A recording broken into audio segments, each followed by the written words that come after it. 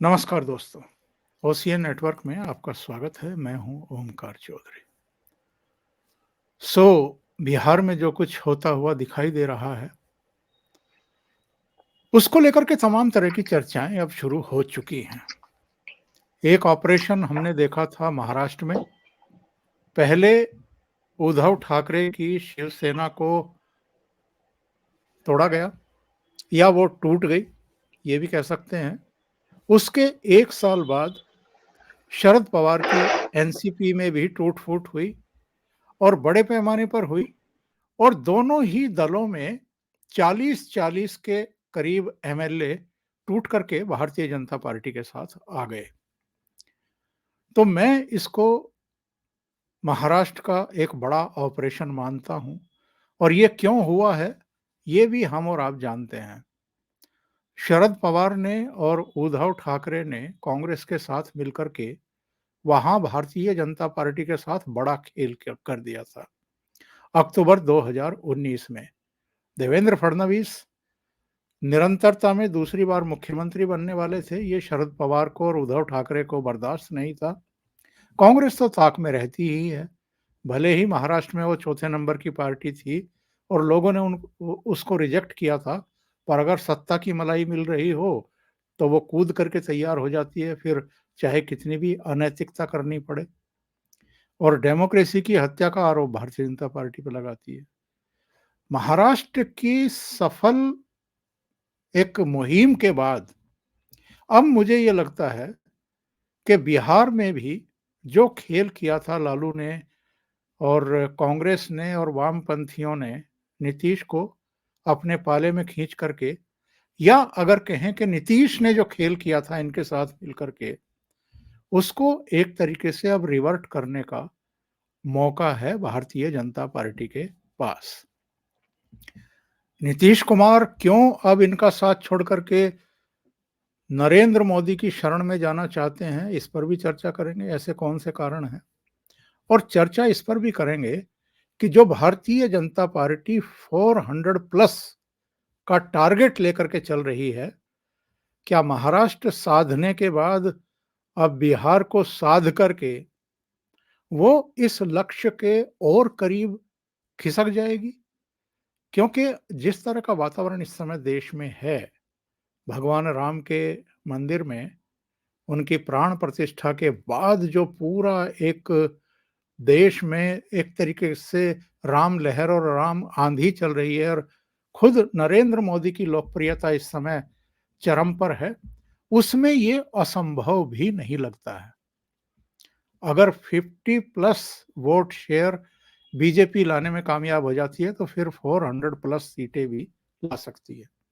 मेरे साथ एक ऐसे समीक्षक जुड़ रहे हैं जिनकी तमाम घटनाओं पर बहुत बारीक नज़र रहती है।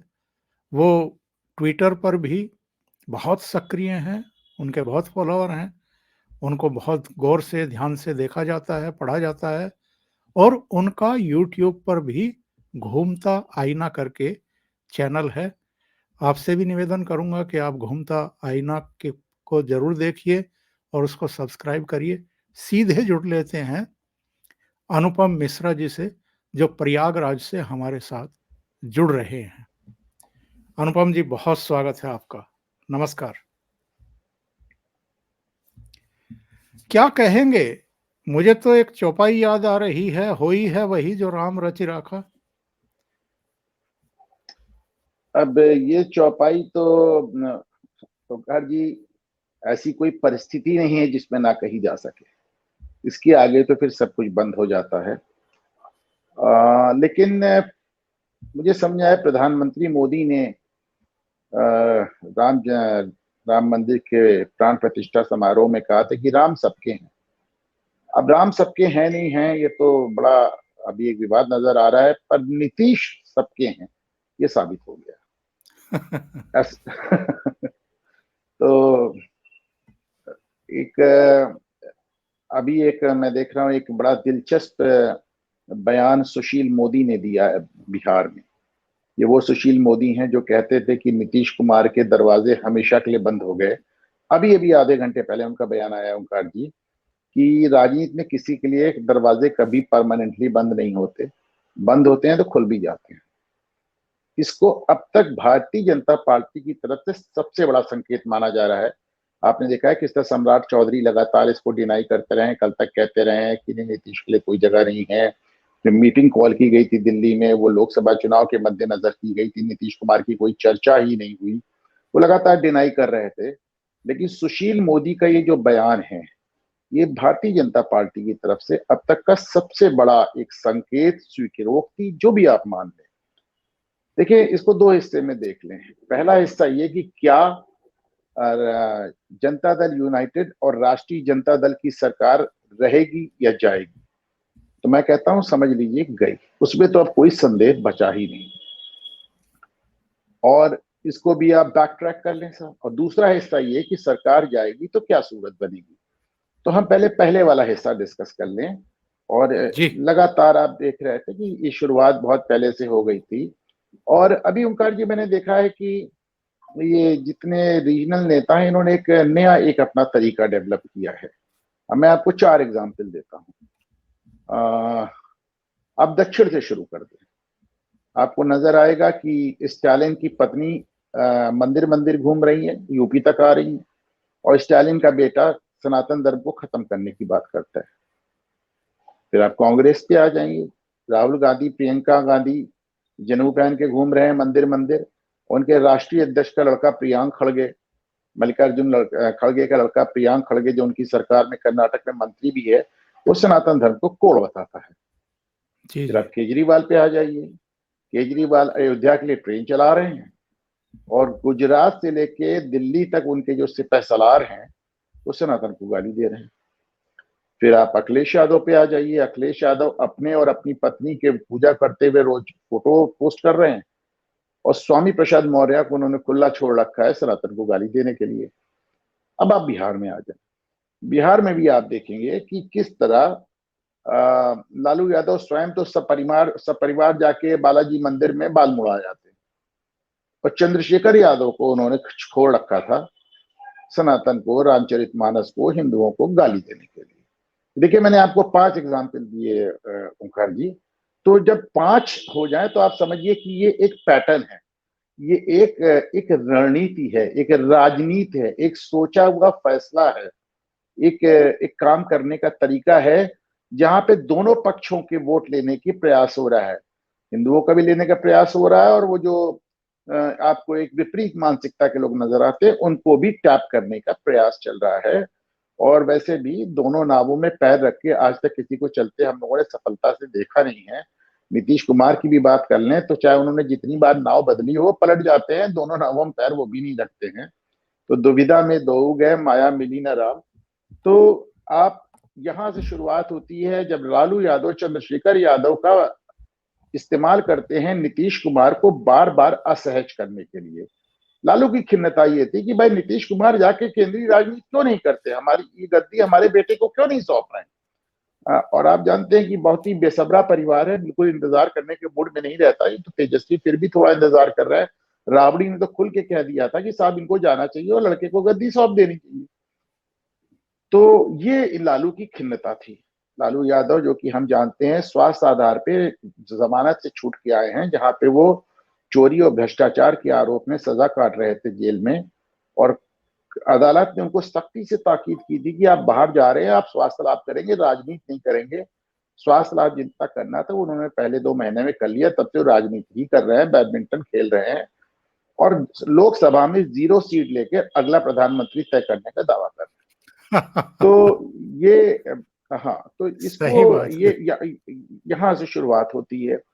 फिर आप देखें कि नीतीश कुमार ने धीरे धीरे जब अपनी खिन्नता बहुत बढ़ा दी, तो हर बार नीतीश कुमार लालू से मिलने जाते थे। पर अभी आपने 4-5 दिन पहले देखा, पहली बार लालू यादव तेजस्वी को लेके नीतीश के घर गए, उनकी मान मनौवल की, और वहां पे उन्होंने बाकायदा जाकर अपने प्रिय चंद्रशेखर यादव की बलि चढ़ाई। बलि चढ़ाई मैं इसलिए कहता हूं क्योंकि उनके लौटते ही नीतीश कुमार ने चंद्रशेखर यादव को हटाकर गन्ना जैसा महत्वहीन विभाग दे दिया, शिक्षा से हटाकर बर्खास्त कर दिया। पहले भी हटाना चाह रहे थे, लालू हटाने नहीं दे रहे थे। उस समय माना गया कि लालू यादव ने चंद्रशेखर की बलि देकर सरकार बचा ली। पर नीतीश को भी दिक्कतें अभी बाकी थी। फिर नीतीश वो फेमस बयान दे देते हैं परिवारवाद वाला कि साहब देखिए, परिवारवादी लोग अपने परिवार को आगे बढ़ाते हैं। कर्पूरी ठाकुर ने अपने परिवार को आगे नहीं बढ़ाया, उनके लड़के को मैंने आगे बढ़ाया, मैंने भी अपना परिवार आगे नहीं बढ़ाया। अब पहली बात तो एक ही बयान से उन्होंने पूरा इंडिया साफ कर दिया। आप देखिए ओंकार जी, ये परिवारवाद वाला बयान अगर लालू यादव पे चस्पा है तो राहुल गांधी पे भी चस्पा है, तो शरद पवार पे भी चस्पा है, तो उद्धव ठाकरे पे भी चस्पा है, तो अखिलेश यादव पे भी चस्पा है, तो ममता बनर्जी पे भी चस्पा है, तो डीएमके पे भी चस्पा है। तो मतलब कोई बचा ही नहीं। उन्होंने तो एक ही सिंगल बयान से पूरी झाड़ू लगा दी पूरे इंडिया गठबंधन। तो उसके बाद आपने देखा है कि रोहिणी यादव जो कि लालू यादव की पुत्री हैं, वो एक के बाद एक ट्वीट करती हैं और इशारों इशारों में इनको दल बदलू कहती हैं सीधे, और उसको लेके बवाल होता है। उसके बाद रोहिणी आचार्य अपने तीनों ट्वीट डिलीट करती हैं। पर जैसा कि अंग्रेजी में कहते हैं, द डैमेज वॉज डन, नुकसान हो चुका था। और डैमेज इस बात का नहीं था कि इससे नीतीश का मूड खराब हो गया या मन खराब हो गया, मन खट्टा हो गया। मन तो उनका पहले से खट्टा था। बस ये हुआ कि अब उनको एक बहाना मिल गया कि साहब आप तो खुल के बदतमीजी पे आ गए, हमें बर्दाश्त नहीं है। और फिर आपने देखा कि कैबिनेट की मीटिंग जिसमें 10 मिनट में नीतीश कुमार उन्होंने 26 जनवरी का एजेंडा तय किया, उठ के चल दिए। लोग बताते हैं कि मंत्रियों की चाय भी खत्म नहीं हुई थी। तेजस्वी से बात करने से गुरेज किया, उनसे सीधे बात नहीं किया। फिर आज 26 जनवरी में आपने देखा कि उन्होंने अपने और तेजस्वी के बीच में एक खाली कुर्सी रखी। जो जिस कुर्सी पे तेजस्वी बैठते थे वह कुर्सी खाली रखी गई। 1.5 घंटे साथ रहे, आपस में कोई आदान प्रदान नहीं हुआ, अभिवादन तक नहीं हुआ। लोगों ने देखा और जिस तरह फिर बातें हो रही हैं, तमाम चीजें हो रही हैं। और इसको देखते हुए एक बात तो तय हो गई कि नीतीश कुमार ने हटने का मन बना लिया है। और क्यों मना लिया है, इसका एक कारण और मैं ओंकार जी कहना चाहूंगा कि नीतीश कुमार ने आज तक जितनी बार पलटी मारी है, अब तो कितनी बार मुझे याद भी नहीं है, उन्होंने हर बार कोई ना कोई कारण दिया है। देखिए ये दिक्कत है इससे। ये पहली बार है ओंकार जी, और अगर मैं गलत हूं तो कृपया मुझे करेक्ट कीजिएगा, जब वो कोई कारण नहीं बता, कोई भी कारण नहीं बता पाए। और आज तक इस बात पे बहस होती है कि नीतीश ने एनडीए छोड़ा क्यों। कोई आज तक इस बात को नहीं समझ पाया कि नीतीश ने एनडीए छोड़ा क्यों। उसकी अलग अलग थ्योरीज हैं, ना नीतीश ने बताया और ना कोई इसको आज तक वर्कआउट कर पाया। लेकिन जब से वो लौटे थे, नीतीश कुमार को इस बात का एहसास हुआ कि उन्होंने जो सरकार बनाई थी वो उन्हीं लोगों के खिलाफ बनाई थी जिनके साथ आज वो खड़े हैं। नीतीश कुमार का पूरा यूएसपी, पूरा चुनाव प्रचार, सब कुछ लालू और उनके जंगल राज के खिलाफ था, और आज वो उन्हीं के साथ खड़े देखे जा रहे थे। एक और चीज ओंकार जी जो लोगों ने नोटिस नहीं की, इस राज्य में पिछले 1 साल में मैं समझता हूं कि पटना से लेकर पूरे बिहार में कम से कम 50 से 60 बैंक लुट चुके हैं। बैंक डकैती ऐसे हो रही कि लोगों का कहना है कि साहब चुनावी फंड तैयार हो रहा है। जंगल राज फिर लौट आया है। आपने देखा लालू यादव के जो कौन पोते हैं, उन्होंने डिप्टी कमिश्नर को ही मारा। आज तक उनकी गिरफ्तारी नहीं हुई, या हुई तो मुझे याद नहीं है। हाँ, तो एकदम वही साधु यादव और सुभाष यादव वाला दौर लौट आया है। आपको याद होगा वो जंगल राज। हमारे जो युवा दर्शक उन्हें नहीं याद होगा, लेकिन हम बता दें वो जंगल राज हुआ करता था कि जब लालू यादव की बेटी की शादी होती थी तो तमाम बारातियों को कार गिफ्ट करने के लिए साधु यादव और सुभाष यादव उनके सालों ने पटना के सारे कार के शोरूम तोड़ के नई कारें निकाली। मुख्यमंत्री के सालों ने फिर कोई कुछ कर भी नहीं पाया। तो वो सारा एक जंगल राज ऐसा था। वो एक ऐसा जंगल राज था जहां पे एक सीनियर आईएएस की पत्नी को 3 साल तक लालू यादव के पार्टी के विधायक के बच्चे ने लगातार, बबलू यादव उसका नाम था, उसने 3 साल तक सीनियर आईएएस की पत्नी का बलात्कार किया। ये वैसा जंगल राज था जिसमें कलेक्टर की हत्या हो जाती है। ये वैसा जंगल राज था जिसमें शाहबुद्दीन जैसे लोग कप्तान पे हाथ उठा देते हैं, थप्पड़ मार देते हैं। ये वैसा जंगल राज था जिसमें कुछ भी असंभव नजर नहीं आ रहा था। और पिछले 1 साल में उसकी एक झलकी, एक बानगी हम लोगों ने फिर से देखी। और नीतीश जाहिर है इससे बहुत असहज हो गया ओंकार जी। तो अब कुल मिलाकर अलग जाने वाली बात तो पूरी तरह तय हो गई। अब बात सिर्फ इतनी है कि अब क्या, क्योंकि हमें सारी बातें अपनी जगह, एक बात नहीं भूलनी चाहिए कि तेजस्वी यादव को अपनी सरकार बनाने के लिए, अकेले अपनी सरकार बनाने के लिए सिर्फ 8 विधायकों की आवश्यकता है। ओंकार जी। जी, इस पॉइंट पर भी आएंगे। आज 3 घटनाएं हुई हैं जिससे स्पष्ट संकेत मिलते हैं। एक का तो आपने उल्लेख कर दिया, गांधी मैदान में जो गणतंत्र दिवस समारोह था, वहाँ नीतीश और तेजस्वी के बीच में कोई बातचीत नहीं हुई, 1.5 घंटा रहे। इसके बाद राजभवन में हाई टी थी और वहाँ पर नीतीश के बराबर में पर्ची लिखी हुई थी एक कुर्सी पर जो डिप्टी सीएम के लिए थी। अशोक चौधरी आते हैं, वो पर्ची हटाते हैं और उस कुर्सी पर बैठ जाते हैं। तेजस्वी यादव वहाँ नहीं पहुँचते। अभी अभी सूचना मिल रही है कि बहुत बड़े पैमाने पर डीएम, एसपी, एसएसपी और नौकरशाही में फेरबदल कर दिया है नीतीश बाबू ने।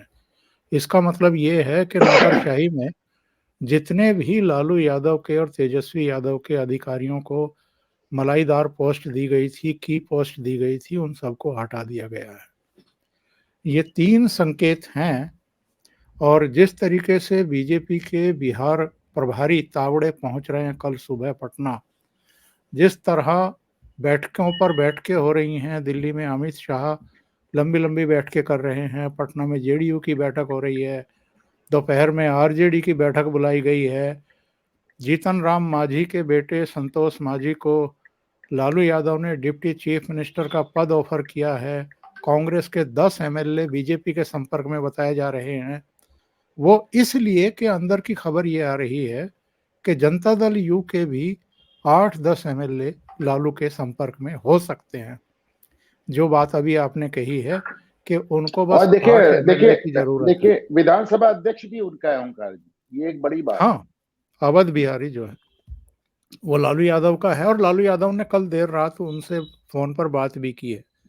तो मुझे ऐसा लगता है कि भारतीय जनता पार्टी हर परिस्थिति से निपटने के लिए फुल प्रूफ रणनीति बनाए हुए है, वरना कांग्रेस के 10 एमएलए उनके संपर्क में हैं, ये खबर बाहर क्यों आती? देखिए मतलब इसको आप तारीफ समझा जाए कि बुराई समझा जाए, लेकिन इसमें तो दो राय नहीं है कि ना इस तरह अगर जोड़ तोड़ की ही राजनीति होगी तो आज की तारीख में अमित शाह को और खास तौर से जब उनकी केंद्र में सरकार है, मात दे पाना थोड़ा मुश्किल ही है। ओंकार जी, आपके 8 विधायक मिलेंगे आपको कि आपके 80 विधायक टूट जाएंगे, कोई बड़ी बात नहीं है। तो इनका इनका अपना एक ऑपरेशन लोटस का तरीका है और जिसको अंजाम देने में बिल्कुल ये संकोच नहीं करते हैं। तो ऐसे में विधायक मिलेंगे कि विधायक टूटेंगे देखने की बात होगी। लेकिन जैसा कि अभी मैंने कहा कि अवध बिहारी चूंकि इस ऐसे में लोकसभा ये सॉरी विधानसभा अध्यक्ष की भूमिका बहुत इंपॉर्टेंट हो जाती है। ओंकार जी, मुझे याद है उत्तर प्रदेश में केशरीनाथ त्रिपाठी विधानसभा अध्यक्ष थे, बहुजन समाज पार्टी टूटी थी और उसको उन्होंने ऐसे अपने हिसाब से कानून की व्याख्या देकर उन्होंने मुलायम सिंह का शासन काफी लंबे समय तक चला दिया था। तो ऐसे में विधानसभा अध्यक्ष की भूमिका आपने महाराष्ट्र में देखा बहुत इंपॉर्टेंट हो जाती है। तो अगर आज की तारीख में जनता दल यूनाइटेड में कोई टूट होती है तो संवैधानिक है या नहीं है, उनकी मान्यता होनी चाहिए नहीं होनी चाहिए, उनकी सदस्यता रहनी चाहिए नहीं रहनी चाहिए, उनके समर्थन का कोई अर्थ है या नहीं है, ये सब कोर्ट में बाद में तय होगा, पहले विधानसभा अध्यक्ष ही तय करेगा। तो इसमें विधानसभा अध्यक्ष की भूमिका बहुत महत्वपूर्ण हो जाती है। लालू यादव ने बात की है, उसके पहले नीतीश कुमार ने भी विधानसभा अध्यक्ष से बात की है। लेकिन एक बात और तय है कि यदि केंद्र सरकार आपके खिलाफ बैठी हुई है भाजपा की, तो एक लिमिट के आगे मेरे ख्याल से विधानसभा अध्यक्ष भी कोई खास कार्रवाई नहीं कर पाएंगे, ऐसा मुझे लगता है। अच्छा, भारतीय जनता पार्टी ने महाराष्ट्र में जो किया वो तो सबके सामने है, उसको उसके विस्तार में मैं जाना नहीं चाहता हूँ। क्यों किया है ये भी हम अच्छे तरीके से जानते हैं।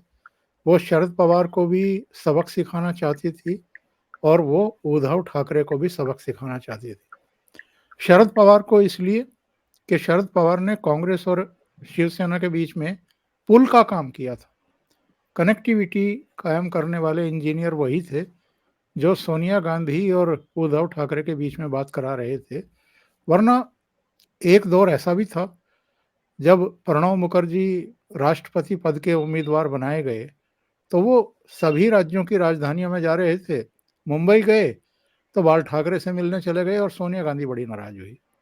बाद में प्रणब मुखर्जी ने अपनी किताब में इस घटना का उल्लेख किया है। उसी शिवसेना के उन्हीं बाला साहब ठाकरे के पुत्र को कांग्रेस वहां मुख्यमंत्री बनाने के लिए तैयार हो गई, ताकि भारतीय जनता पार्टी से एक राज्य छीना जा सके और वहां बीजेपी की सरकार ना बन सके। तो वहां बीजेपी ने जो भी ऑपरेशन किया, जो भी मिशन चलाया, वहां शरद पवार की पार्टी भी टूटी, उद्धव ठाकरे की पार्टी भी टूटी। उद्धव ठाकरे से तो उनकी पार्टी भी गई, सिंबल भी गए, इसके अलावा उनके एमपी भी गए, उनके एमएलए भी गए, और उन्हीं के करीबी सहयोगी रहे शिंदे चीफ मिनिस्टर हैं। अब ये दूसरा मिशन जो बिहार का हाथ में लिया है नरेंद्र मोदी और अमित शाह ने, ये ऐसे समय लिया है अनुपम जी जब पूरा देश राममय है। नंबर 2, उन्होंने ये काम किया कि कर्पूरी ठाकुर को भारत रत्न से नवाजा, और इसके बाद जो बयान आए नीतीश की तरफ से, जिस तरह उन्होंने कांग्रेस और लालू और जितने परिवारवादी खानदानवादी संगठन हैं, पार्टियां हैं, उन पर अटैक किया, तो उससे निश्चित रूप से एक माहौल निर्मित हुआ है बिहार में। और अब अगर नीतीश आ रहे हैं तो कौन कौन से कारण आप और मानते हैं कि नीतीश जो है वो वापसी के लिए बाध्य हो गए? पहली बात ओंकार जी, मैं इस बात से थोड़ा सा एक अलग व्यू रखता हूँ। मुझे नहीं लगता कि ऑपरेशन भारतीय जनता पार्टी का चलाया हुआ है। इस ऑपरेशन में तो भारतीय जनता पार्टी अगर आ रही तो अनमने भाव से आ रही है, क्योंकि कहीं ना कहीं भाजपा बिना नीतीश के, माइनस नीतीश, अपनी रणनीति बना चुकी थी। कहीं ना कहीं भारतीय जनता पार्टी बिना नीतीश के बिहार का चुनाव लड़ने की तैयारी कर चुकी थी, कमर कस चुकी थी। उनकी पूरी रणनीति, पूरी स्ट्रैटेजी तैयार हो चुकी थी। उन्होंने मन बना लिया था कि हमको वापस नहीं लेना है नीतीश को, हम बिना नीतीश के चुनाव लड़ेंगे। और ये राज्य स्तर के नेता नहीं, अमित शाह ने 2 बार बहुत जोर देकर कहा कि अब नीतीश की वापसी की सारे रास्ते बंद हो गए हैं। तो इसलिए भाजपा का ऑपरेशन नहीं था ये। तो आप समझे कि नीतीश का अपना वो एक दिक्कत थी। और आप जानते हैं, वैसे भी आप, इसमें कोई बड़ी बात नहीं है, राष्ट्रीय जनता दल के साथ मिलकर सरकार चला पाना आसान नहीं है। ओंकार जी, आप भी जान रहे हैं।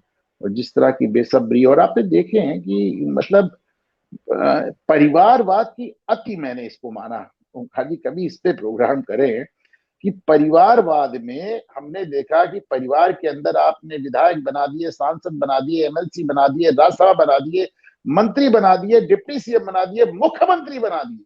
पर यह अति कहां हुई कि जो लोग राजनीति में सीधे नहीं इन्वॉल्व हैं, परिवारवाद वहां तक चला गया कि वो मुख्यमंत्री को गाली दे रहे हैं।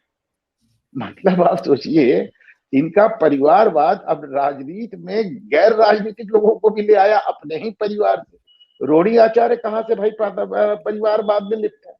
उन्हें क्या हक था नीतीश कुमार को दल बदलू कहने का और उन पर इतने ढेर सारे ट्वीट करने का? तो ये तो पूरा परिवार एक मिलके, पूरी एकदम नहीं, जैसे इंडिया 11 खेलता है, पूरा एक एक पूरी टीम की तरह खेलने लगे। तो ये दिक्कत तो नीतीश कुमार को खुद ही थी। अब एक बात ये हो सकती है कि भाई नीतीश कुमार को समझ में आया हो कि एक तो लालू यादव के साथ सरकार चलाना मुश्किल, लालू यादव का ऐसा दबाव। दूसरी बात,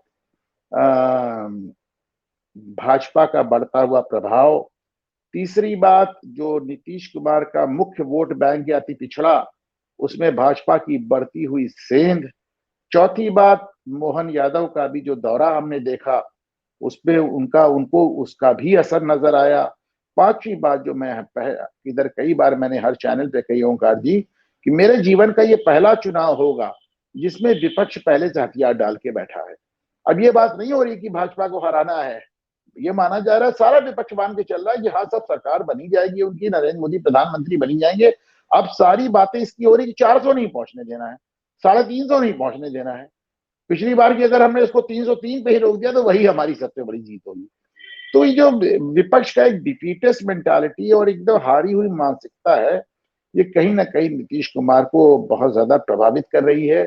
इसके अलावा इंडिया गठबंधन के अंदर जिस तरह का वो खेल देख रहे हैं, उनको समझ में आया कि जो सब हमने गठबंधन बनाया है, वो गठबंधन कुछ ऐसा बन गया है कि बाहर राजनीति करने का मौका ही नहीं मिल रहा है, अंदर ही राजनीति होती जा रही है। मतलब आप किसी और से क्या लड़ेंगे, आप अंदर ही एक दूसरे से लड़े जा रहे हैं।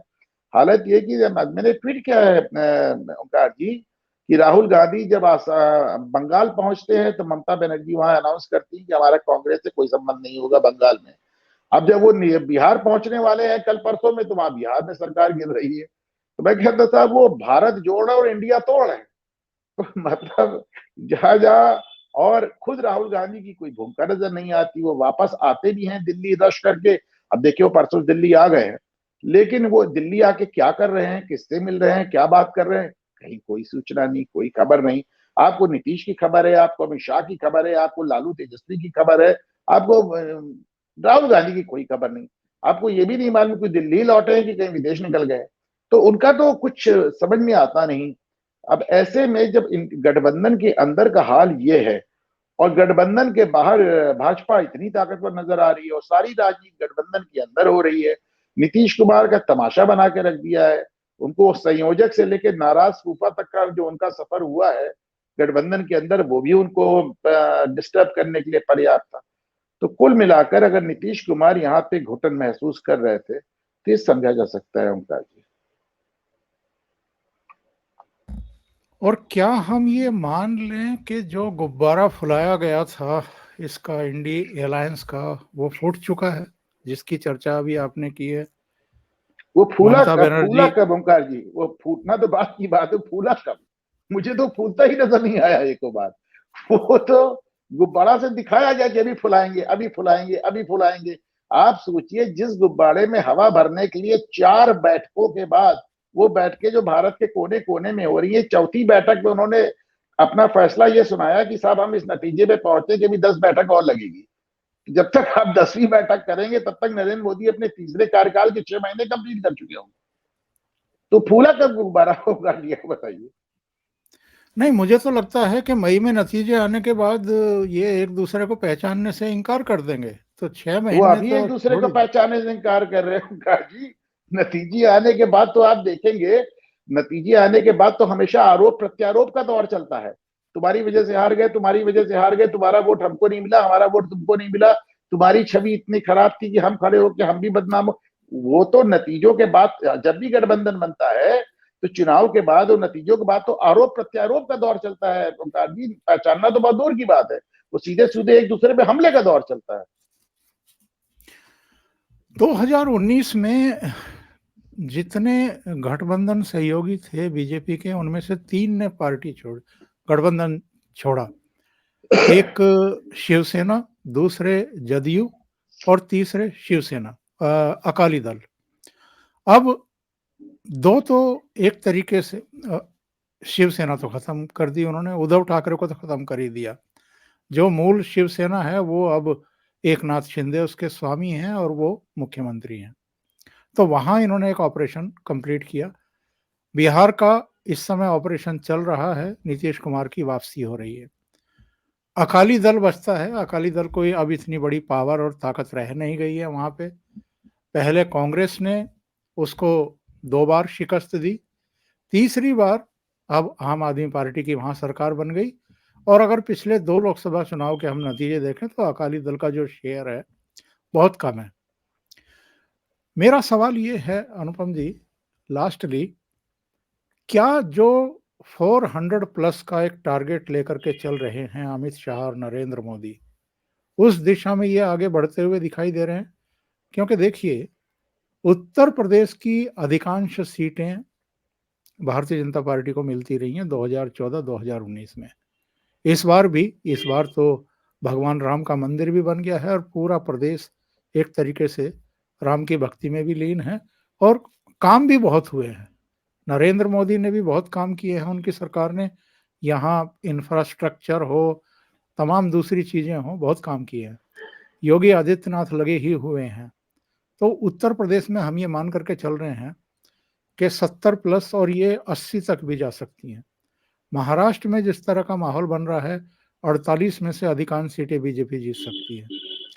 हम जानते हैं कि राजस्थान हो, मध्य प्रदेश हो, छत्तीसगढ़ हो, झारखंड हो, ये सब, गुजरात हो, ये सब ऐसे स्टेट हैं जहां अधिकांश सीटें बीजेपी जीतती रही है। अब बिहार को भी साध रहे हैं ये। तो क्या ये जो एक टारगेट है उसके करीब भी पहुंच सकती है बीजेपी? अब देखिए ओंकार जी, मैं 400 सीट या 350 सीट में सीटों के मुतालिक तो अभी कुछ कहना थोड़ा जल्दी होगा। लेकिन हमको ये भी देखना चाहिए कि उत्तर भारत के तमाम राज्यों में भाजपा पीक करी है, और माना जाता है कि इससे ज्यादा सीटें वहां है ही नहीं जितनी वो ले आई। एक उत्तर प्रदेश ऐसा राज्य जहां वो 65 सीट में रुक गई थी, और माना जा रहा है कि उत्तर प्रदेश में पिछली बार के मुकाबले इस बार कम से कम 10 सीटें 2019 से ज्यादा आएंगी। ये 10 सीटें काफी होती हैं ओंकार जी। दक्षिण भारत में भी इनकी थोड़ी सी पकड़ बढ़ी है, और उधर चंद्रबाबू नायडू से भी एक समझौता हो रहा है, और आपने देखा देवगौड़ा से समझौता हो ही गया है। नॉर्थ ईस्ट में भी इन्होंने अपनी पहुंच बनाई है, जो इनके लिए बड़ी बात है कि ये वेस्ट बंगाल भी अपने अब ज्यादा खतरे में लग रहा है। अभी अगर ममता बनर्जी के बयानों को देखा, आपने देखा कि किस तरह वो लोगों को कसम दिलाने धमकी दे रही थी, सीधे सीधे धमकी दे रही थी हिंदुओं को कि तुम भाजपा को वोट दोगी तो मैं छोड़ूंगी नहीं। तो इस तरह का जो डिस्टर्ब उनका एक वो है, तो वो दिखाता है कि ममता कहीं ना कहीं परेशान है भाजपा की राइज से। मैं मानता हूं डरी हुई। कि मैं मानता हूं कि दशकों तक सनातन धर्म पे चुप्पी साधने के बाद अगर डीएमके सनातन धर्म पे हमलावर है, तो कहीं ना कहीं अन्ना मलई ने उनको भी बहुत व्यथित कर दिया है, और अब तो उन्होंने अल्लाह मलई के खिलाफ एफआईआर भी लॉन्च करानी शुरू कर दी है। तो इसका मतलब अन्ना मलई भी जो है वो एक बढ़िया काम कर रहे हैं वहां पे। और केरल में आपने देखा है कि इनका वोट शेयर 15% पहुंच ही गया है। तो अब वो सिर्फ उसको एकुमुलेट करने की बात है, उसको सीटों में कन्वर्ट करने की बात है।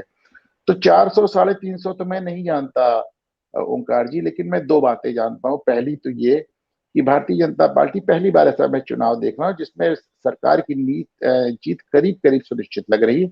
और दूसरी बात ये कि अगर नीतीश कुमार एनडीए के साथ मिलकर चुनाव लड़ते हैं, तो फिर आप मान के चलें कि तेजस्वी यादव को 2019 की तरह फिर से शून्य का सामना करना पड़ सकता है। और मेरा अपना मानना है कि 400 और 350 बहुत ज्यादा अंतर डालने वाला नहीं है। सबसे बड़ा अंतर जो भाजपा को इस समय जरूरत है कि प्रधानमंत्री मोदी जवाहरलाल नेहरू की तरह लगातार तीसरी बार चुनाव जीतकर प्रधानमंत्री बन जाएं। और अगर ऐसा हो जाता है तो आप मानकर चलें कि हम इस बार मोदी को वैसे तो हाइपर एक्टिव वो ऐसे भी रहते हैं। मतलब आप सोचिए कि वो फ्रांस के राष्ट्रपति के साथ रोड शो करने के पहले बुलंदशहर में सभा कर लेते हैं। तो मतलब कहाँ बुलंदशहर की सभा और कहाँ फ्रांस के राष्ट्रपति का रोड सही शो। है। तो तो मतलब वो विदेश से लौट के आते हैं, सीधे इंस्पेक्शन पे पहुंच जाते हैं, देर रात मीटिंग कर लेते हैं, सुबह उठ के रोड शो निकल जाते हैं। तो वो कहते भाई मैं एकदम समझ नहीं पाता हूँ, इतनी ज्यादा उनकी एनर्जी। मतलब योगी आदित्यनाथ को सुना भाई हठ योगी है, समझ में आता है। पर नरेंद्र मोदी का तो जो एनर्जी लेवल है वो मेरी अप्रत्याशित है। मैं मानता हूं कि अगर नरेंद्र मोदी को तीसरा कार्यकाल मिला, तो पिछले 2 कार्यकालों में जितना काम उन्होंने किया है उससे ज्यादा काम आप तीसरे कार्यकाल में देखेंगे उनका। बहुत बहुत धन्यवाद अनुपम जी। बहुत ही महत्वपूर्ण मुद्दे पर चर्चा करने के लिए आप जुटे। और दर्शकों से एक बार फिर निवेदन, अनुपम मिश्रा जी का घूमता आईना चैनल है, उस पर आप जरूर जाएं, उसको सब्सक्राइब करें, उसको देखें। बहुत बहुत धन्यवाद अनुपम जी। थैंक यू सो बहुत मच। बहुत धन्यवाद। नमस्कार सर।